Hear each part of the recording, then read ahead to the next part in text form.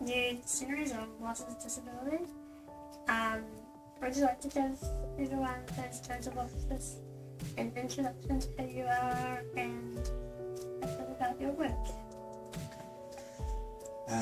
So basically I'm the Muscular Dystrophy Association field worker, and that involves meeting with people who have one of about 60 different neuromuscular conditions and working with them to try and make sure that they access the appropriate services that are available, provide them with information that they need and support, and kind of tailoring the role to suit what people need really. So what is your background before you became involved with the NGA? I came from a counselling background, so I had a small private practice in counselling. I also worked for the Arthritis Association, and before that with the City Council's Community Development Division. So I had a little bit of that kind of community background, I guess, already. And then my wife has muscular dystrophy as well, so it was that personal connection for me. Okay, cool. What are some of the things that your professional or your personal experience of disability has helped to inform your understanding of disability?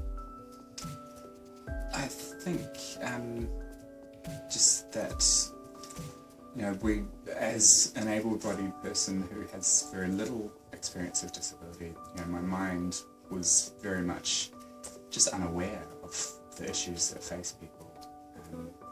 And so as I became more exposed to that, I had to open up a little bit and recognise that there were so many things that I just simply wasn't aware of that people were dealing with on an everyday basis.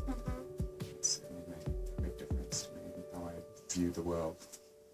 Yeah, I guess that you consider that empathy through experience. Yeah, I guess so. It's one of the things I say to people quite often is that it's certainly a pity when I was younger, there weren't very many people with disabilities in the school with me or anything like that, so the opportunity to be exposed to that world was very, very limited. Do you think that's changed now from when you were in school? I think it's changing, yeah, definitely there's more effort to be mainstream with people with disabilities in schools now, and I think that's definitely a benefit. One of the things that I do in my role is to go into schools and talk both to the staff there about the particular condition of a student, but also to the other students, because when they have that awareness of what's going on for someone, then they're a lot more accepting, rather than just kind of wondering what's with you. Yeah. It makes a big difference. What do you think is one of the biggest challenges facing the disabled community, or maybe particularly the part of the community that have muscular dystrophy? I think there's a few big challenges actually. One of them is around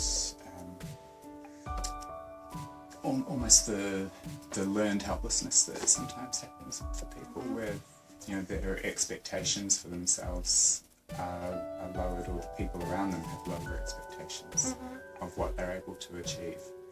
And so it's really important to actually recognise that you can find a way around a disability in order to do what you actually want to do with your life. Yeah.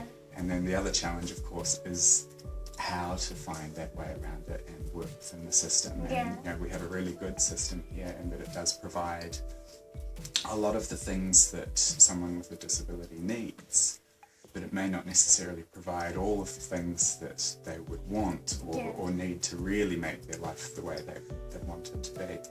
And of course, there are so many extra challenges that come with a disability.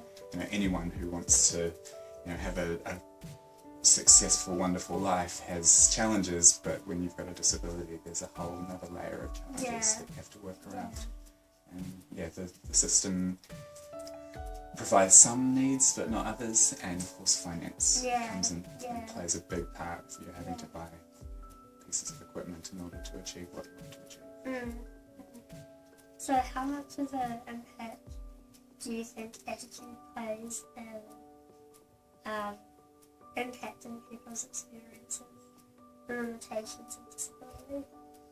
I think it's huge. I think, having that idea of, I can do it and I'm going to find a way around my disability challenges in order to do it makes a big, big difference. And do you think there's, how much of a part do you think is contributed to that attitude of a person with a disability by other people? Oh, I think that's also quite huge.